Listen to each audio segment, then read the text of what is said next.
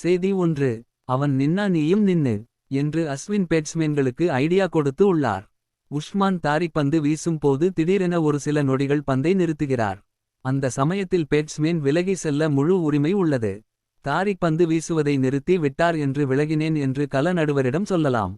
இது கள நடுவர்களுக்கு பிரச்சனையை கொடுக்கலாம். ஆதலால் இது ஒரு பெரிய பிரச்சனை இல்லை என்று அஸ்வின் ஸ்மார்ட் யோசனை சொல்லி இருக்கிறார். செய்தி 2. இத்தாலி அணிக்காக விளையாடிய மோஸ்கா சகோதரர்கள் வரலாற்று சாதனை செய்து இருக்கிறார்கள்.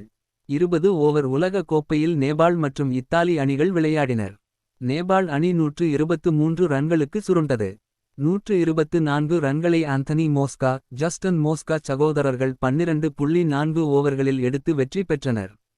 20 ஓவர் உலக கோப்பையில் 100 ரன்கள் பார்ட்னர்ஷிப் அடித்த முதல் சகோதரர்கள் என்ற சாதனையை நிகழ்த்தி உள்ளனர். செய்தி 3. திலக் வர்மா மற்றும் ரிங்கு சிங் ஆகியோரும் தான் சரியாக விளையாடவில்லை. ஆனால் சஞ்சு சாம்சன் மீது மட்டும் ஏன் இவ்வளவு வன்மம் என்று பலரும் கேள்வி எழுப்பி வருகின்றனர். ஆடம் கில்க்ரிஸ்ட், சவ்ரவ் கங்குலி இவர்களின் கருத்து என்னவென்றால் 8 பந்துகளில் 22 ரன்கள் என்பது சொந்த சாதனைக்காக விளையாடும் விளையாட்டு அல்ல. அவர் அணியில் விளையாட வைக்க வேண்டும். அவர் இடம் கேள்விக்குறியாகி இருக்கும் போதும் கூட சொந்த சாதனைக்காக விளையாடாமல் இருக்கும் ஒரு வீரர் சஞ்சு சாம்சன் என்று பலரும் ஆதரவு தெரிவித்து வருகிறார்கள். உங்கள் கருத்துக்களை பகிருங்கள். நன்றி.